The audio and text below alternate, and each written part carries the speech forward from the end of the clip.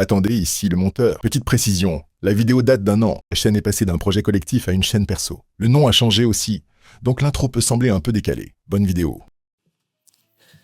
Salut Zadelf et bienvenue dans cette première vidéo. Puisque c'est la première vidéo de la chaîne, je me permets d'abord vous présenter un peu la chaîne YouTube. Le principe de la chaîne du coup c'est qu'on va chacun poster du contenu personnel en fait. Donc moi par exemple mon contenu sera principalement centré autour des jeux vidéo Nintendo et peut-être dans un futur lointain parler d'anime et de manga parce que j'adore aussi ça. Mais chacun de mes autres amis va présenter un contenu différent. Peut-être du let's play, du sport. Je sais pas encore exactement ce que les autres veulent faire. Donc après cette brève présentation, on va passer au sujet qui vous a probablement fait cliquer sur la vidéo. Cette vidéo sert de prologue d'épisode 0 à une série de vidéos que j'aimerais faire qui traite de ma licence Nintendo favorite, à savoir Fire Emblem. L'idée, c'est vraiment que cet épisode sert de base pour que toutes et tous puissent appréhender les futures vidéos qui traiteront de Fire Emblem et avoir une connaissance générale sur le sujet. C'est pour ça qu'aujourd'hui, on va vraiment parler de quelque chose de très simple. Fire Emblem, c'est quoi ?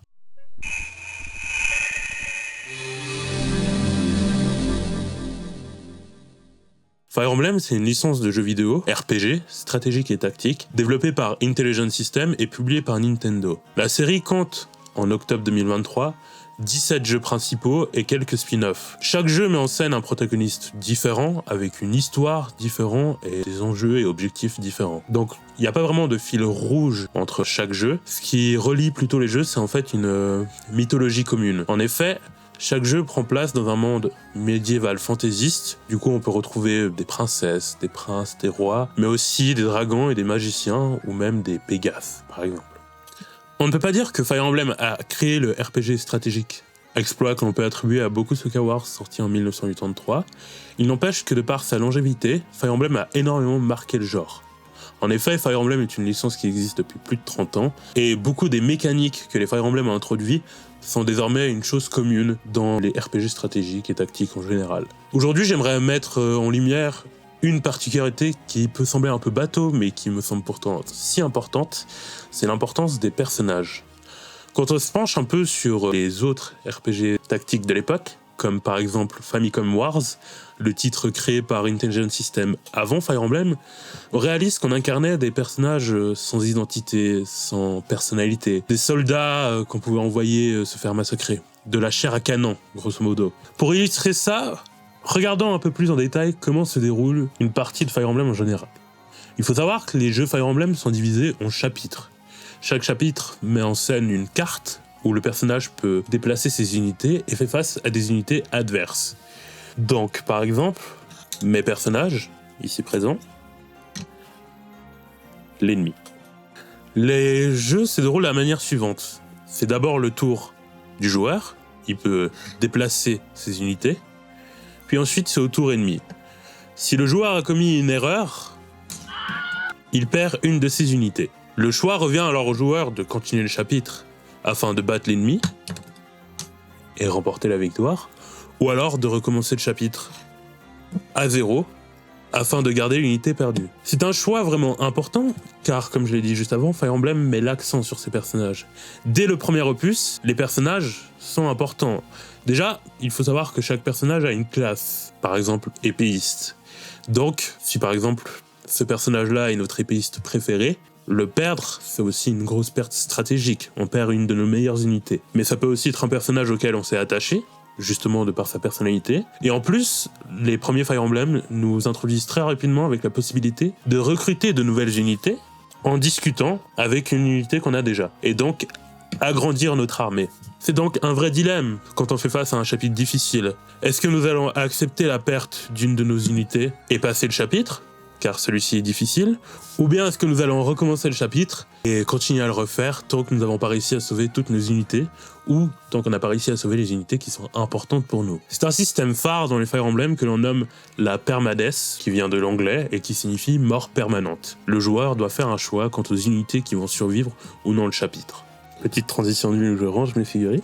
Le premier opus de la série, et pardonnez-moi pour mon japonais, se prénomme Fire Emblem Ankoku no Hikari no Tsurugi, que je vais simplement appeler Fire Emblem Shadow Dragon and the Blade of Light parce que mon anglais est bien meilleur que mon japonais. Le jeu est sorti il y a 33 ans de cela, le 20 avril 1990 sur la Famicom, la version nippon de la NES, et n'a jamais quitté les frontières japonaises. Enfin, dire qu'il n'a jamais quitté les frontières japonaises, c'est faux, parce qu'en réalité, le jeu est sorti en 2020 sur le Nintendo Shop. Les joueurs avaient la possibilité de le télécharger en anglais uniquement. Mais il se trouve que c'était une offre temporaire et qu'elle a disparu le 31 mars 2021, et que du coup, le jeu a retrouvé son statut d'inaccessible ici en Occident. Et d'ailleurs, ce n'est malheureusement pas le seul opus inaccessible. En effet, les Fire Emblem 2, 3, 4, 5, 6 et 12 sont toujours disponibles uniquement dans la version japonaise. Il faut bien comprendre que l'Europe et l'Occident en général n'a pas rencontré Fire Emblem à travers les jeux de la série, mais à travers une autre licence de jeux vidéo, les Super Smash Bros. Plus exactement dans le deuxième opus de la série, Melee, sorti en 2002 sur la GameCube. Dans Super Smash Bros Melee, les joueurs ont la chance de pouvoir incarner deux protagonistes de l'univers Fire Emblem, à savoir Marth, héros du premier Fire Emblem Shadow Dragon and Blade of Light, et Roy, héros du sixième Fire Emblem The Sealed Sword. C'est sans aucun doute grâce au succès de Super Smash Bros Melee et au succès des jeux Fire Emblem au Japon que le 7e opus est arrivé chez nous. Et c'est donc comme ça que l'Occident rencontre Fire Emblem Blazing Sword.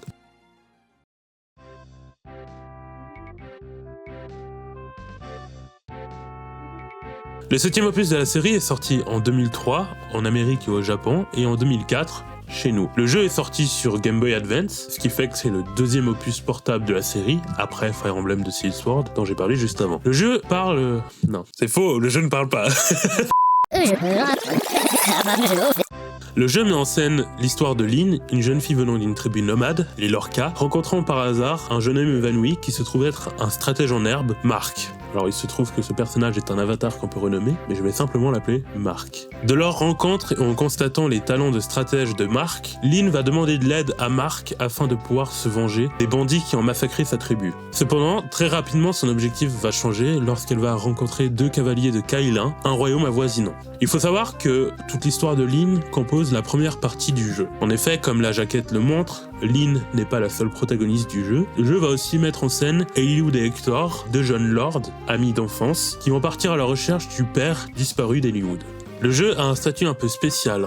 En effet, puisqu'il est le premier jeu à sortir en Occident, il est un peu différent des autres opus Fire Emblem. Déjà, il faut savoir qu'en Occident, le jeu ne s'appelle pas Fire Emblem Blazing Sword, comme je l'ai dit avant, mais tout simplement Fire Emblem, puisqu'il est le premier à atterrir de l'autre côté des frontières. Aussi, le jeu se veut extrêmement directif dans ses premiers chapitres. En fait, toute la première partie de Lyn compose une forme de tutoriel afin que le joueur puisse acquérir toutes les bases qu'il lui faut pour comprendre le jeu. Comment déplacer son unité, comment utiliser des objets, comment changer d'arme, visiter des villages, parler avec des nouveaux personnages. Là où, par exemple, dans le premier opus de la série, toutes ces choses étaient à apprendre en visitant des maisons, tout simplement. Voilà, c'est à peu près tout. Je ne vais pas vous en dire beaucoup plus sur le jeu, parce que même si le jeu a 20 ans, même un peu plus, pour celles et ceux qui n'ont encore jamais joué au jeu, je vous laisse l'occasion de découvrir un peu plus en détail. Et il se trouve qu'en plus, le jeu est désormais disponible sur le service Nintendo Online Plus de la Nintendo Switch depuis juin 2023, et que c'est donc une bonne manière de jouer au jeu, puisque sinon il faut avoir un appareil capable de lire des cartouches Game Boy Advance.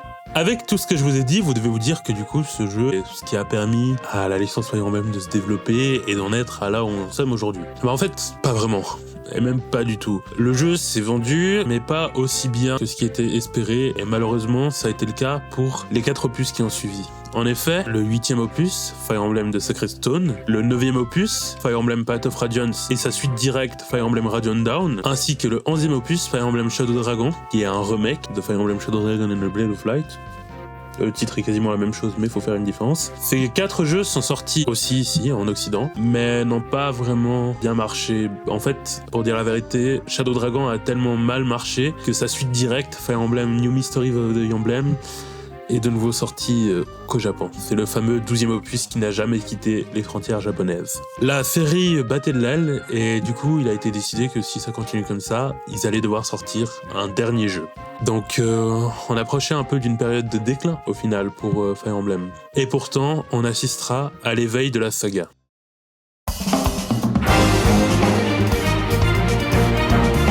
Le 13e opus de la série, Fire Emblem Awakening, a donc été créé comme une manière de conclure la série s'il devait être le dernier jeu. C'est pourquoi on retrouve énormément de clins d'œil aux 12 jeux qui l'ont précédé. On peut déjà noter que le protagoniste, Chrome, est un descendant direct de Marth, héros du premier Fire Emblem donc. On retrouve aussi des mécaniques spécifiques à certains jeux, comme par exemple la mécanique des techniques, ainsi que de la seconde génération qui viennent tout droit du 4e opus de la série, Fire Emblem Genealogy of the Holy War. On retrouve aussi la possibilité de se promener sur une carte, comme il était possible dans le 8e opus de la série, Fire Emblem The Sacred Stone. Et enfin, on retrouve énormément d'anciens personnages sous forme de fantômes du passé qu'on peut affronter. Donc on a la possibilité d'affronter Marth, Roy et d'autres protagonistes d'anciens Fire Emblem, et de les recruter même selon comment, à travers des petites cartes bonus qu'on pouvait télécharger par internet ou par des DLC payants. D'ailleurs pour l'anecdote, sachez que Fire Emblem Awakening est le premier jeu Nintendo à avoir introduit les DLC, donc dites merci à Fire Emblem. Je dis merci à la vie, merci. Bref, j'imagine que vous avez compris l'idée. Le jeu a fait énormément de clins d'œil et de références aux anciens Fire Emblem, et se voulait vraiment comme une lettre d'amour pour les fans, mais aussi un moyen peut-être d'intéresser les nouveaux joueurs à la licence Fire Emblem. Le jeu sort donc le 19 avril 2012 au Japon, et c'est un succès. Non, je crois que vous réalisez pas à quel point c'est un succès. Pour vous dire, pour que la licence Fire Emblem continue à être produite, il fallait que le jeu atteigne 250 000 ventes. Fire Emblem Awakening a atteint 242 000 ventes la première semaine. C'est démentiel. C'est absolument démentiel. Le jeu a cartonné, tout le monde l'a apprécié. Enfin, beaucoup de fans critiquent le jeu, mais au final, dans sa globalité, le jeu a été super apprécié. Il a été tellement apprécié que, évidemment, le jeu, un an après, le 19 avril 2013, est sorti chez nous. Et ça a aussi été un succès franc. Et d'ailleurs, ce succès, on le voit en dehors de la licence Fire Emblem. Retournons sur les jeux Super Smash Bros.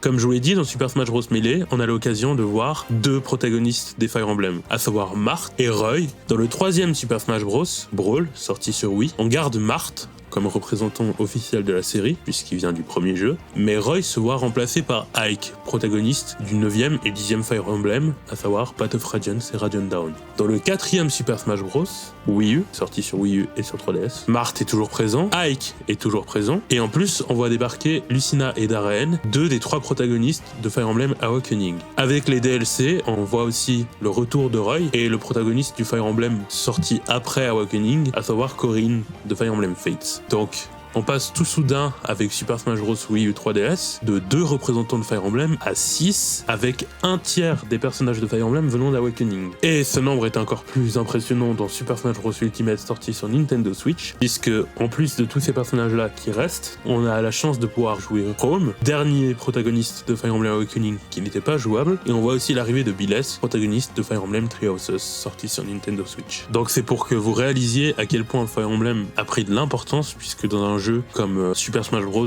où on peut jouer l'intégralité quasi des personnages les plus importants de Nintendo, donc Mario, Pikachu, Link, Zelda et j'en passe, il y a quand même 8 représentants de Fire Emblem, dont 3 qui viennent de Fire Emblem Awakening. C'est pour dire à quel point ce jeu a eu une importance capitale pour la licence. Capitale pour la licence parce que après Fire Emblem, le jeu est un carton. Fire Emblem Fates, le jeu qui sort après, s'est permis le luxe d'être sorti en 3 versions comme un Pokémon. Donc il y avait la version héritage, la version conquête et enfin la version révélation qui permettait une 3e voie où on pouvait jouer les personnages d'héritage et de conquête.